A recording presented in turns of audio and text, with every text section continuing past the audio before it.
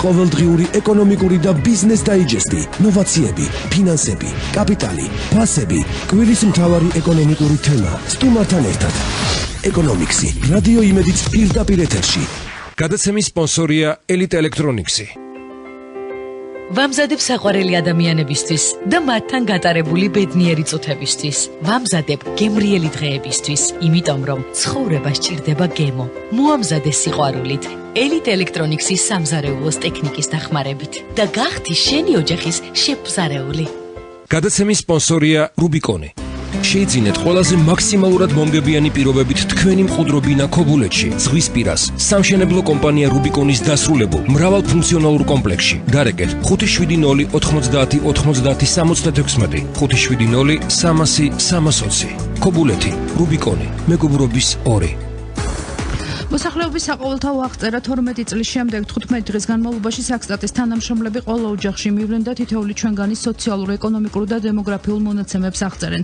როგორ მიმდინარეობს პროცესი, რა სირთულეების წინაშე შეიძლება დადგეს უწყება და როდის იქნება პირველი შედეგი? პირდაპირ ეთერშია გადაცემა ეკონომიქსის სტუდიაში ჟურნალისტი ირმა ებრალიძე მუშაობს. კიდევ ერთხელ მოგესალმებით. 5 ნოემბრიდან ქვეყნის მასშტაბით მოსახლეობის საყოველთაო აღწერა დაიწყო. საქსტატის საყოველთაო აღწერის პროცესი 19 ნოემბრამდე გასწევს.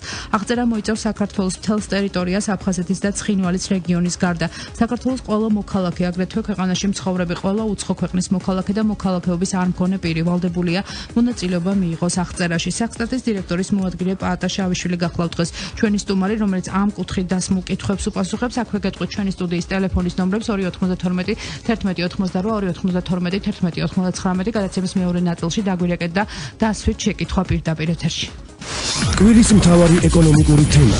სტუმართან ერთად. ბატონო პატაკ, გამარჯობათ. ძალიან დიდი მადლობა მინდა გითხრათ გადაცემაში მონაწილეობისთვის. გუშინ დაიწყო საყოველთაო აღწერის მეორე ეტაპი, იმიტომ რომ პირველი ეტაპი მაღალმთიან რეგიონებში უკვე იყო. გასაგებია რომ ეს არის ძალიან შრომატევადი პროცესი, მაგრამ მე მაქვს კითხვა თქვენ, ანუ რას ეტყოდით რადიო მსმენელებს, ანუ ვის უნდა გაუღონ კარები, რატომ უნდა გაუღონ და რა ინფორმაცია უნდა მიაწოდონ?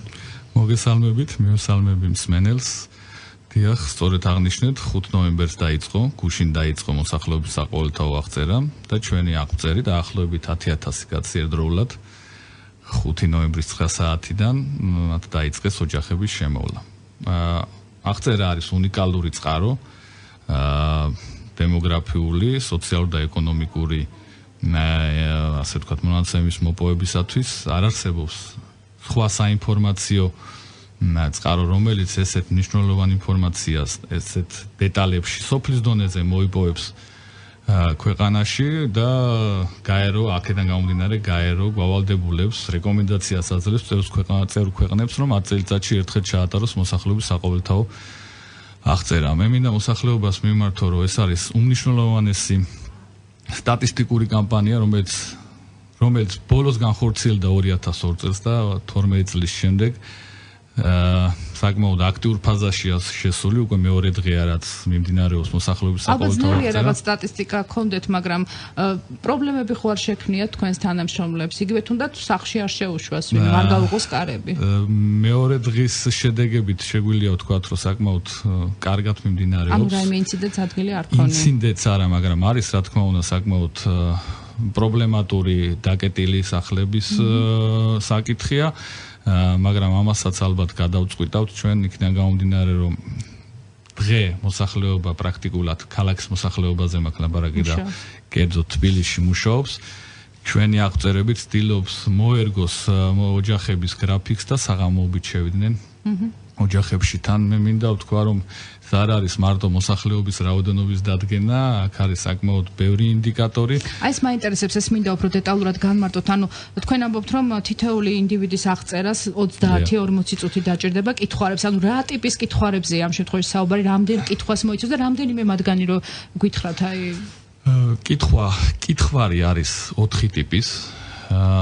ერთი პირველი ფორმა არის საბინაო პირობები და ოჯახების შემადგენლობა. საბინაო პირობებში იგულისხმება საცხოვრისების კეთილმოწყობის სახეები, რამდენ ოთახიანია ეს საცხოვრისი, იგივე ბინა, სახლი, რა ფართია ამ სახლში, რა არის კეთილმოწყობის სახეები, ელექტროენერგია თუ აქვს, გაზგაყვანილობა, კანალიზაცია, საკუთრების ფორმა და ეს კითხვარი ოჯახის ნებისმიერ წევრს შეუძლია შეავსოს. ინფორმირებულ სრულწლოვან წევრს შეუძლია შეავსოს. ასევე ფორმა მეორე ფორმა ეს არის ინდივიდუალური კითხვარი, რომელიც ივსება ყველა ადამიანზე, რომელიც აღწერის პერიოდში პატარა ბავშვზეც? ყველაზე 0 წლის ასაკზე ახალ დაბადებულზეც იმ ადამიანზე, რომელიც ახლა შემოვიდა ოჯახში, ამ ადამიანსაც ივსება. ეს არის გვარი, სახელი, პირადი ნომერი, განათლება, ეროვნება, რელიგია, აღსარებლობა იგივე, დასაქმება, ბავშვზე რა თქმა უნდა დასაქმება არ ივსება, ქორწინებითი მდგომარეობა და ერთ-ერთი კითხვა, რომელიც ახალია ჩვენთვის, ეს არის შეზღუდული შესაძლებლობის მქონე პირთა რიცხოვნობის დადგენა ამ კითხვარით. ასევე გვაქვს მესამე ფორმა, რომელიც ემიგრანტების შესახებ ინფორმაციის მოპოვებას გულისხმობს თითოეულ შინამეურნეობაში. ეს ფორმა მეორედ გამოიყენება, წინა აღწერაშიც გამოვიყენე და გვინდა ტენდენცია დავინახოთ როგორი არის. რა მიმართულებით მიდის ჩვენი თანამემამულეები, რომელ ქვეყანას ირჩევენ ემიგრაციისათვის და რა არის ამის მიზეზი და რა თქმა უნდა მათი სქესობრივი ასაკობრივი შემადგენლობა. ალბათ იქნება კითხვაში სამუშაო ადგილებთან დაკავშირებით ეს ინფორმაცია. იქ მიზეზი, მიზანი რისთვის მიდის ეს ადამიანი დანიშნულების ქვეყანაში, რა თქმა უნდა, ერთ-ერთი მიზეზი არის ესაც ჩამონათვალში. ასევე გვაქვს ფორმა 4, რომელიც შინამეურნეობის სასოფლო-სამეურნეო აქტიურობასთან დაკავშირებული ინფორმაციის მიღებას გულისხმობს და აქ არის ინფორმაცია ასე ვთქვათ შინამეურნეობის სარგებლობაში არსებული მიწის ნაკვეთების შესახებ მათი სტრუქტურა. სოფლის მოსახლეობის. რა თქმა უნდა, მაგრამ შეიძლება ქალაქშიც აღმოჩნდეს ხო ისეთი ოჯახი, რომელიც სარგებლობს, ამუშავებს გარკვეული მიწის ნაკვეთს არა მარტო თვითონ ქალაქში, არამედ სოფელშიც ჰქონდეს მიწა, მისი სტრუქტურა, სახნავი რამდენი აქვს, სათიბი რამდენი აქვს, მრავალწლიანარგავები როგორ არის, რა რაოდენობაა ვენახების ჯიშები, შინაური ფრინველი და ცხოველების შესახებ ინფორმაცია და საკმაოდ ბევრი ესეთი ინფორმაცია. ანუ საკმაოდ შრომატევადი, ასე ვთქვათ, საქმეა თქვენი თანამშრომლებისთვის. დიახ. და ბიუჯეტი არის 18 მილიონი თუ არ ვცდები. ბიუჯეტი არის 18 მილიონი 2006 წლიდან 2018 წლამდე იხარჯება, უკაცრავად 16 წლამდე იხარჯება დაახლოებით 18 მილიონი. ანუ მოსამზადებელი სამუშაოები 2006 წელს დაიწყო? 2006 წელს დაიწყო და ჩვენ 2006 წელს იმიტომ დავიწყეთ, რომ ჩვენ ვაპირებთ 2010 წელს აღწერის განხორციელება, მაგრამ იცით თქვენ 2010 წლამდე ძალიან ბევრი პოლიტიკური და ფინანსური კრიზისიც დაემთხვა და აქედან გამომდინარე, მაშინდელმა მთავრობამ მიიღო გადაწყვეტილება, რომ გადაევადებინა და ეს 2014 წელი არის ბოლო წელი, როდესაც სოფლიო აღწერების რაუნდში ბოლო წელია, როდესაც საქართველოს აიღო ვალდებულება, რომ ბოლო წელს ჩაეტარებინა. ეს არის ბიუჯეტის ფული თუ ეს არის დონორები? წელს მაგალითად გვჭირდებოდა ჩვენ 10 მილიონი ლარი, აქედან 8 მილიონ ლარზე მეტი არის ბიუჯეტის თანხა და 2 მილიონი ლარი დაახლოებით არის გაეროს მოსახლეობის ფონდისა და შვედეთის განვითარების სააგენტოს, იგივე შვედეთის მთავრობის თანხა. და ასევე მსოფლიო ბანკიც გვეხმარება საკმაოდ აქტიურად. ანუ თანხა მე გულისხმობ ბიუჯეტი არის საკმაოდ ესე ვთქვათ სოლიდური, შესაბამისად ლოგიკურად ისმის კითხვა. მიიღებს თუ არა შესაბამის ინფორმაციას ამ მსმენელების განსაკუთრებით მინდა რომ კიდევ ერთხელ განმარტოთ, რა ტიპის ინფორმაციას მივიღებთ, გარდა იმისა რომ გავიგებთ რამდენი ვართ, კიდევ დამატებით რა ინფორმაციის მიღებას ველოდებით ამ აღწერის დასრულების შემდეგ. სოფლების დონეზე არ არსებობს ახლა ინფორმაცია 2002 წლის შემდეგ რამდენი ადამიანი ცხოვრობს თითოეულ სოფელში, როგორია მათი დასაქმების დონე, განათლების დონე, საბინაო პირობები მათი, ასევე სასოფლო-სამეურნეო აქტიურობა. მე ვფიქრობ, ეს არის მონაცემები, რომელსაც მე მგონი საერთოდ არ გააჩნია სხვა ალტერნატიული წყარო.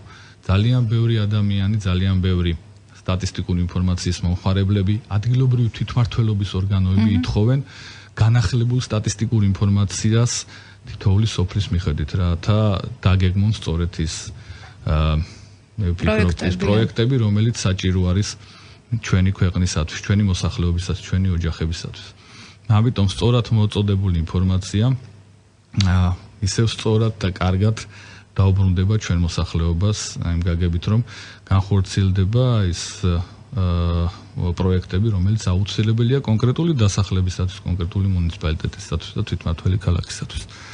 ანუ ასევე ჩვენ გვეცოდინება უბრალოდ შესაბამის სტრუქტურებს ეცოდინება სოციალური მდგომარეობა მოსახლეობის ვის რა შემოსავალი აქვს სიღარიბის ზღვარს მიღმა შესაძლებელი იქნება აი ამ აღწერის შედეგად განისაზღვროს ადამიანების რაოდენობა და ეს იყოს ზუსტი სტატისტიკა სიღარიბის დონეს ახლა ჩვენ ამ აღწერით ვერ განსაზღვრავთ სამწუხაროდ მაგრამ შემოსავალს არ აფიქსირებთ ამ კითხვაში ჩვენ ვეკითხებით დასაქმებასთან დაკავშირებით ესე იგი ჩვენ გვექნება რაოდენობა იმ ადამიანის შესახებ თუ რამდენი დასაქმებული ადამიანია დაქირავებით თვითდასაქმებული უმუშევარი ამასთან ერთად გვექნება არსებობის საშუალებათა წყაროები ხო აი მაინტერესებს ანუ იქნება ამ კითხვაში მაგრამ ფულად გამოხატულებაში არა რამდენი აქვს შემოსავალი თვეში ადამიანს ამას არ ვეკითხებით იმიტომ რომ საკმაოდ სენსიტიურია ეს კითხვა ეს უკვე ჩაღრმავებული კვლევის საგანია აქედან გამომდინარე ჩვენ და საერთოდ სოციალური მდგომარეობა ამით ვერ შეფასდება რა თქმა უნდა შეფასდება მაგრამ სიღარიბის დონის კვლევა აღწერის მიზანი არ არის ეს არის უკვე სხვა სტატისტიკური კვლევების მიზანი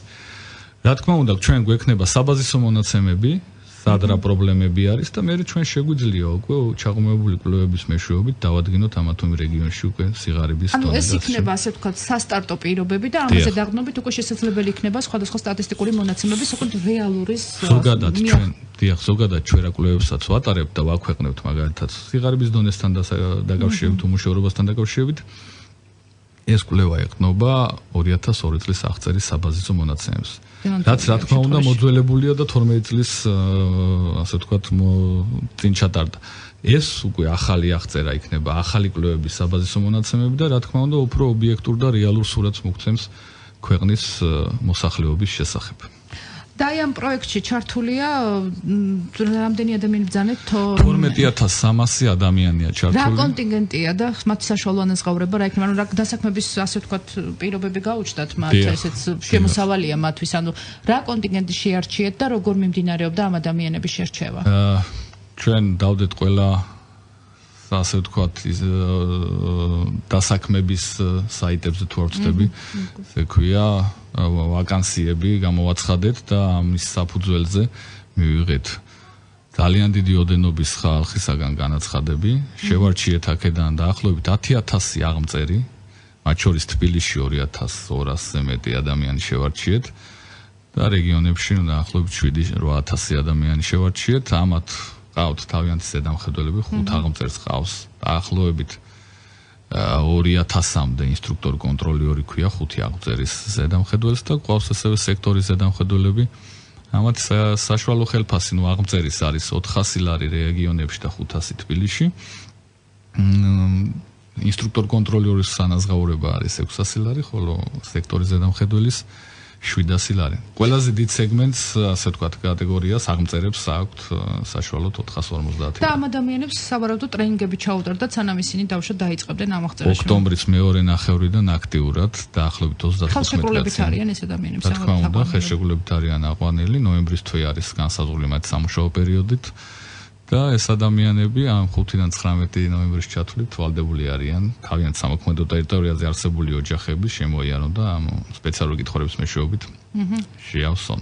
გასაგებია ჩვენ გადაცემის მეორე ნაწილში გავაგრძელებთ უკვე ამ თემაზე საუბარს. აქვე გეტყვით მოინიშნეთ ჩვენი ტელეფონის ნომრები 292 11 92 11 დაგვირეკეთ და გამოთქვით თქვენი მოსაზრება ამ აღწერასთან დაკავშირებით. ან საინტერესოა იყვნენ თუ არა თქვენთან ოჯახებში უკვე და რა კითხვები დაგისვით თუ გაქვთ სურვილი რა თქმა უნდა ჩაერთეთ ჩვენთან დიალოგში და გოლდეთ ჩვენ ამდენიმე წუთში პირდაპირ ეთერში ვართ.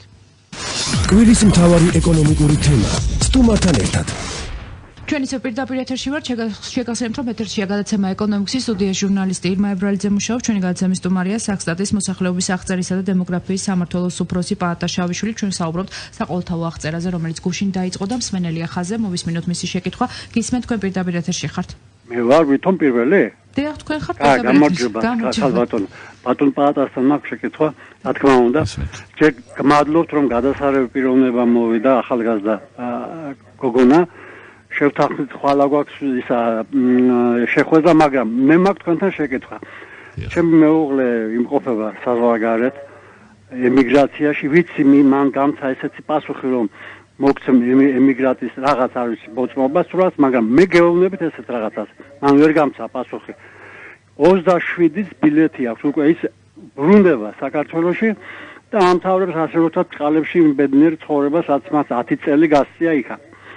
ამიტომ თუ შეიძლება რომ მან მიიღოს ასე რომ ვთქვათ საქართველოს გახდა საქართველოს მოქალაქის სტატუსით რაღაც აღწერაში მიიღოს მონაწილეობა 19-ში მთავრდება მე თქვენ გინდათ რომ ის ადამიანიც 27-ის ბილეთი აქვს 27-ში თბილისში ჩამოფრინება უკვე მე ქუთაისიდან თქვენ თუ შეგიძლიათ უპასუხოთ შეკითხვებს ალბათ ამას გულისხმობს ბატონო გასაგებია მადლობთ ბატონი პატა გვიპასუხებს ალბათ ხო აუცილებლად თუ შეიძლება რომ დაერთოს უფლება რომ ასე მე მაქვს მისი პირადობაც მაქვს პასპორტის მონაცემებიც ყველაფერი მაქვს ასე რომ თუ შეიძლება მადლობთ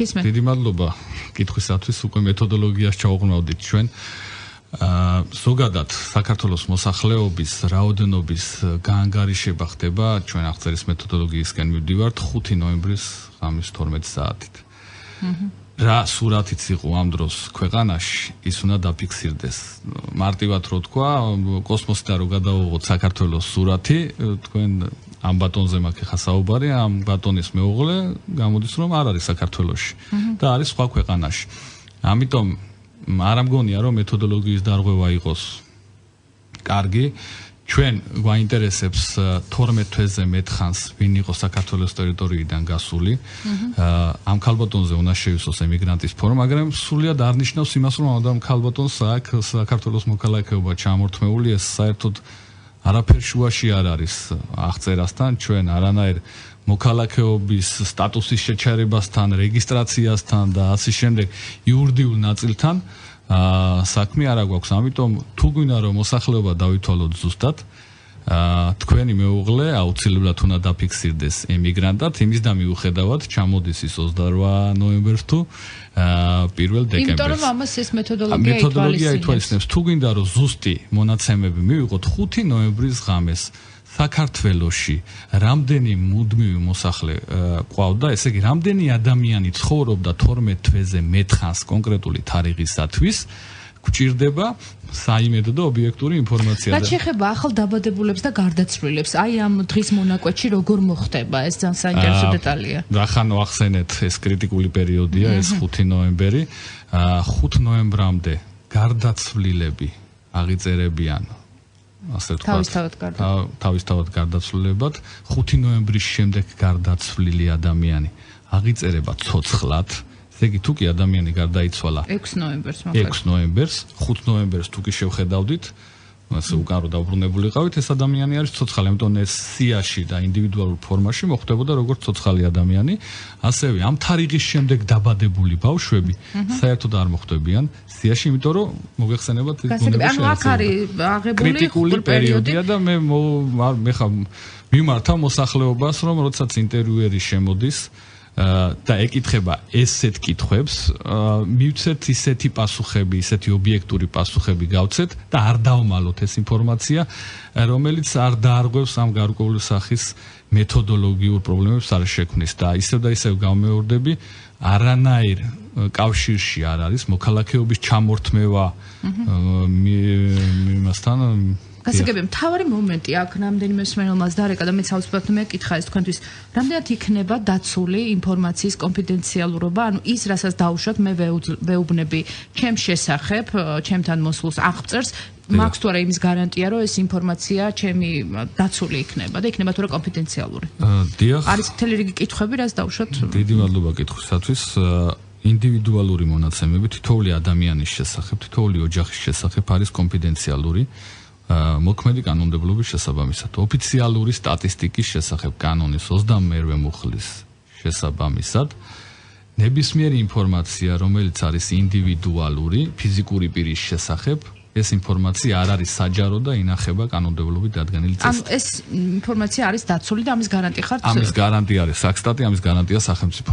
მსმენელებია ხაზე მოვისმინოთ შეკითხვები და შემდგომ ერთიანად უპასუხოთ. გისმენთ თქვენ პირდაპირ ეთერში. გამარჯობათ. გამარჯობათ. მოგესალმებით. მე ვარ კვიპინია დაზმირი. ცხოვრები ქალაქ თბილისში. სამტრედიის ქუჩა კორპუსი 2 ბინა 112. და წამოსული ვარ ხობში. საქმეზე წამოვიდი და მე ცუდად გავხდი. და ვიმყოფები ხობში ახლა და ეს როგორ იქნება? გასაგებია. მოვისმინოთ კიდევ ერთი მსმენელია ხაზე და ერთად უპასუხოთ. გისმენთ თქვენ პირდაპირ ეთერში ხართ? Алло, გამარჯობა. ის სტუმართან მაქვს შეკითხვა შეიძლება ერთი. მოგესალმებით პირველ რიგში. მინდა კითხოთ ერთი. ვარ ცალკე ოჯახად ჩაწერილი ცალკე კომლად ცოლშვილიანი, მაგრამ ამჟამად ცხოვრობ მამაჩემის სახლში. და დრო დამჭირდა ეს ცალკე ოჯახისთვის მაგალითად აი მე რეგიონიდან გაწუხებთ შეშისთვის მაგალითად ელემენტარული შეშისთვის მინდა და ბილეთი გამომეწერა და ვერ მივიღე მითხრეს რომ არ ხარ საბაზისო მონაცემებში ცალკე ოჯახად. მე მქონდა სამოსახლო ნაკვეთი რომელიც წამართვა წინა მთავრობამ და ეხლა არა მაქვს არ გამაჩნია და ამიტომ არ ვითვლები ცალკე ოჯახად თუ როგორ არის ეს ან რა უნდა გავაკეთო დაუშვათ. გასაგებია. შეიძლება რომ ითხრათ. მადლობა. ანუ ეს პირველი მსმენელის შეკითხვა მინდა ცოტა განვარცო. ანუ ეს პრობლემა არ მგონია მხოლოდ ამ ბატონს კონდეს, არის ძალიან ბევრი ადამიანი რომელიც ჩაწერილია სხვაგან და ცხოვრობს სხვაგან. აი ამ შემთხვევაში რა ხდება? ჩაწერის ინსტიტუტი მოშლილია უკვე მე მგონი საბჭოთა კავშირში რო დაიშალა იმის შემდეგ. ხო, მაგრამ აი იმაში პირადობაში ხო არის დაფიქსირებული საცხოვრებელი გაცემის ადგილი ამას გულისხმობს შემთხვევაში. მაგრამ ჩვენ ამ რეგისტრაციის ადგილს საერთოდ არ უყურებთ, არ გვაინტერესებს, ჩვენ გვაინტერესებს მოსახლეობის ფაქტობრივი მდგომარეობა იმ მომენტში. თუ კი ეს ბატონი არის დროებით წასული, რამოდენიმე თვით თბილისიდან ხობში თუ ხონში, თუ არ ვცდები, ეს ადამიანი აღრიცხება იქ, მაგრამ როგორც დროებით მცხოვრები და თბილისში თავის მისამართზე მიუთითებს იქვე კითხვარში, თუ კი მივა მასთან ხობში აღწერი და უნდა მივიდეს აუცილებლად, მიუთითებს, რომ მისი მუდმივი საცხოვრებელი არის ქალაქ თბილისის სამტრედიის ქუჩა ნომერი ესა და ეს. ამით ეს ადამიანი დაფიქსირდება არა ქალაქ ხობში, თუ ხობში, არამედ თბილისში.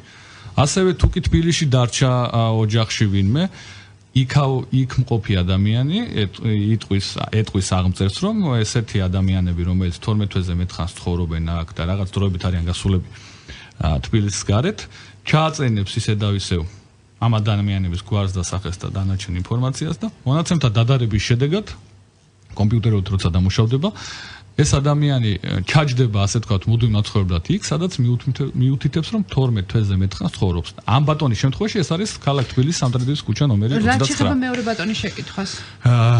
ალბათ ჩემ კომპეტენციას ცდება ეხა ეს შეკითხვა უფრო ალბათ იმ ორგანოებს უნდა მიმართოს, ვინც ამ შეშის ბილეთებს იძლევა და ასე ზოგადად მე ალბათ როგორც მივხვდი, აინტერესებს ამ ბატონს მისი აღწერა როგორ მოხდება. აღწერა მოხდება ფაქტიური საცხოვრებელი ადგილის მიხედვით, თუ კი ეს ადამიანი ცხოვრობს იქ 12 თვეზე მეტხანს, ისევ გავიმეორებ, ეს ადამიანი აღიწერება იქ. რაც შეეხება ოჯახს, ცალკე ოჯახს, ჩვენი მეთოდოლოგია გვაქვს და ცალკე ოჯახის შინამეურნეობის მცნება განსხვავდება კომლის მცნებისაგან, ეს ისევ და ისევ კომლად ცალკე გაყვანა ალბათ ეს არის ადგილობრივი თვითმმართველობის ორგანოს პრეროგატივა და მე ვერ ჩავერევი აქ. გასაგებია. და საინტერესოა იმ შემთხვევაში არის ესეთი შრომატევადი პროცესია და შესაძლებელია რომ რამდენიმე ადამიანი კი არა და ძალიან ბევრი ოჯახი გამორჩეს. ამ შემთხვევაში რა უნდა გააკეთოს მოსახლეობამ დაუშვათ 19 ნოემბრამდე ჩემთან არ მოვიდა აღწერი. მე მაქვს სურვილი მივიღო მონაწილეობა, რატომაც არა დაუშვათ ამ საყოველთაო აღწერს. რას ვაკეთებ ამ შემთხვევაში? ამ შემთხვევაში ძალიან დიდი მადლობა. პირიქით ძალიან კარგია რომ თუ ესეთი ადამიანები გამოიჩენენ ინიციატივას და პირიქით დაგვიკავშირდებიან ჩვენ დაუკავშირდებიან საქსტას ხელხატზე 261 ეს არის ჩვენი ცხელი ხაზის ნომერი და მიგვითითებენ მისამართს და ჩვენ ოპერატიულად მივიღებთ ზომებს რომ აღწერი აუცილებლად მივიდეს მათთან ამ სპეციალურ კითხვარებით. მაგრამ აუცილებლად მე ვფიქრობ რომ ეხლა ჩვენი აქტიურობაც აუცილებელია ამ პროცესში, იმიტომ რომ ეს მსმენელია ხაზზე მოვისმინოთ შეკითხვა, გისმენთ თქვენ პირდაპირ ეთერში ხართ. მოგესალმებით მასპინძელსაც და სტუმარს. თავსა მოკლე შეკითხვა მაქვს. ეხლა ჯერ არ ყოფილა ჩვენთან დაწყებული მოსახლეობის აღწერა, მაგრამ მე მიკვირს ერთი რამ.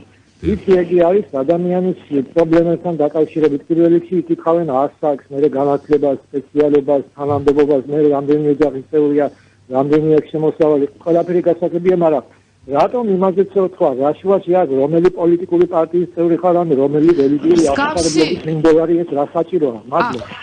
მსგავსი შეკითხვები არის, რომელი პოლიტიკური პარტიის წევრი? შევიყვანოთ მსმენელი და მსმენელები საერთოდ შეცდომაში არანაირი პოლიტიკური კუთვნილების შესახებ ჩვენ კითხვები არ გაგვაჩნია. ჩვენ ვართ აპოლიტიკური რელიგიურ აღსარებლობასთან დაკავშირებით რა თქმა უნდა არის, მაგრამ პოლიტიკური კუთვნილება, რელიგიური აღსარებლობა საკმაოდ ეთნიკური კუთხით რო არის. ეთნიკური რა თქმა უნდა და ეს მნიშვნელოვანია თუ რა ვიცი ძალიან მნიშვნელოვანია. ანუ პოლიტიკური დავშეთ ორიენტაციასთან დაკავშირებით თუ კითხვა დაისვა, ეს არ არის თქვენ კითხვაში. ჩვენს კითხვაში, თუ იქნება ესეთ შემთხვევაში, მე შემიძლია ხაზზე იყოს ჩავეკითხებოდით, ანუ მასთან რატომ დასვა კითხვა ხონდა თუ არა. მე ვფიქრობ რომ რაღაც შეცდომა არის, აქ შეიძლება რომელიღაც სხვა ორგანიზაცია ატარებს კვლევას და თან. ამიტომ ვის უნდა გავუყოთ კარები რომ გამოაცხადოთ რომ სპეციალური აღჭურვილობა მათ აცვიათ, ხო? კი ბატონო, აღმწერი არის სპეციალურად ეკიპირებული, ბრენდირებული კეპით, რომელზეც არის დატანილი საქსტატისა და აღწერის ლოგო, თეთრი კეპია. ასევე აქვს ეგრეთ წოდებული ბეიჯი, სამკერდე ნიშანი, სადაც აწერია მისი გვარი და სახელი და ეს პირადობის მოწმობასთან ერთად არის ძალაში და ასევე აქვს ჩანთა, ესაც ბრენდირებული, რაზეც ავტორის ლოგოა გამოსახული. კიდევ ერთი ზარია სტუდიაში, გისმენთ თქვენ პირდაპირ ეთერში ხართ? მე ისევე. დიახ, ანუ თქვენ რატომ გაგიჩნდათ ბატონო ეს კითხვა საინტერესოა? არა, მაინტერესებს თუნდაც ის რელიგიური რა საჭიროა, რომელი რელიგიური აღსარებლობის მიმდევარი ეს ვისი საქმეა? მეტი არაფერი, მადლობა. კი ბატონო, თუკი თქვენ ფიქრობთ, რომ ეს კითხვა თქვენთვის ერთგვარად რაღაც გარკვეული სახის პრობლემას ქმნის, კითხვათა ჩამონათვალში არის პასუხი უარი პასუხზე და თქვენ შეგიძლიათ აღწერს გასცეთ პასუხი რომ თქვენ არ გსურთ ამაზე თქვენი არჩევანია, გინდათ იმას უპასუხებთ. უბრალოდ ქვეყანას სჭირდება ეს მონაცემები ნამდვილად, იმიტომ რომ წინა აღწერამაც მოგცა გარკვეული სახის სურათი თუ როგორი იყო ამა თუ იმ რეგიონში რელიგიური აღსარებლობა და ტენდენციების დასადგენად მნიშვნელოვანი ალბათ ეხაც გავიგოთ ეს მონაცემები. სამწუხაროდ ჩვენი გადაცემის დრო იწურება და მე ერთი მნიშვნელოვანი კითხვა მინდა ასევე დაგისვათ, პირველადი შედეგები როდის გვექნება? პირველადი შედეგები გვექნება 2015 წლის აპრილში, იქნება მოსახლეობის რაოდენობა თვითმმართველი ერთეულების მიხედვით, მუნიციპალიტეტების და ქალაქების მიხედვით, ხოლო საბოლოო უკვე პუბლიკაციის სახით და ელექტრონულად იქნება 2016 წლის აპრილში. არა უგვიანეს 2016 წლის ანუ ამ ინფორმაციის დამუშავებას ამდენი დრო ჭირდება? დიახ, იმიტომ რომ საკმაოდ მასიური არის მონაცემები მოცულობითი, სადღაც 6 მილიონი ფურცელი უნდა დამუშავდეს, კომპიუტერში უნდა შევიდეს, მეგაკეთდეს ანალიზი, ლოგიკური კონტროლი. რაც შეეხება პირველ ეტაპს, რომელიც ჩატარდა მაღალმთიან რეგიონებში, იქ უკვე აღწერა დასრულდა. ამ მონაცემების დამუშავება დაწყებულია თუ ეს ერთიანად უნდა მოხდეს? ერთიანად მუშავდება ყველა მონაცემი. იანვრიდან დავიწყებთ უკვე ჩვენ აქტიურად დამუშავებას მონაცემების. ეხლა მზადდება მაღალმთიანი რაიონების მონაცემები დამუშავებისათვის და უკვე პირველი იანვრიდან ჩვენ დავიწყებთ. იქ ალბათ ეხლა უკვე შესაძლებელია გითხრათ, იქ სადაც მაღალმთიან რეგიონებში სადაც ჩატარდა ეს აღწერა, შეგექმნათ თუ რა რაიმე ესეთი პრობლემა, რაცაც შეიძლება აი ხა წავაწყლოთ დამუშავებას. შემიძლია თამამად თქვა და მადლობა გადაუხადო მაღალმთიან რაიონებში მცხოვრებ მოსახლეობას, რომ ერთი შემთხვევაც კი არ ყოფილა რაიმე პრობლემა შექმნოდა ჩვენ მონაცემების მიღებასთან ან უართან დაკავშირებით. დიდი მადლობა მესტიის, ყაზბეგის, დუშეთისა და ახმეტის ომალოს თემის მოსახლეობას. და ბოლოს რა გინდათ უთხრათ ახლა ჩვენს მსმენელებს, ვინც გისმენს, რა გაქვთ ამის საშუალება რომ მიმართოთ პირდაპირ ეთერის საშუალებით? მე მინდა გუშინ დაიწყო მოსახლეობის აღწერა და გვაქვს საკმაოდ დიდი დრო, ჩავერთოთ აღწერაში 19 ნოემბრის ჩათვლით. ძალიან მნიშვნელოვანი კამპანიაა, ძალიან მნიშვნელოვან მონაცემებს ვაკეთებთ, მართლა ქვეყნისათვის სასიკეთო საქმე კეთდება და ვთხოვ ყველას, რომ ჩაერთოს, მონაწილეობა მიიღოს, გაგვიღოს კარები და საკმაოდ მნიშვნელოვანი ობიექტური ინფორმაცია მოგვაწოდოს ჩვენ და საქმის წარმომადგენლებს. ძალიან დიდი მადლობა წარმატებებს გისურვებთ. მე იმედს ვიტოვებ, როდესაც დასრულდება აღწერა, ჩვენ გვექნება ალბათ შედეგებზე შესაძლებლობა უფრო მეტად ვისაუბროთ, რა დაგხვდათ და რა ინფორმაცია მივიღეთ, ეს ალბათ როგორც თქვით უკვე მოგვიანებით გახდება ცნობილი. მე შეგახსენებთ, რომ ჩვენი სტუმარი იყო საქსტატის მოსახლეობის აღწერისა და დემოგრაფიის სამმართველოს უფროსი პაატა შავიშვილი. მომავალ ხუთშაბათს ამ სტუდიაში სხვა თემით და სხვა სტუმრით დავრუნდებით. მადლობთ ყურადღებისთვის. ყოველდღიური ეკონომიკური და ბიზნეს დაიჯესტი, ნოვაციები, ფინანსები, კაპიტალი, ფასები, კვირის მთავარი ეკონომიკური თემა სტუმართან ერთად. ეკონომიქსი, რადიო იმედიც პირდაპირ ეთერში.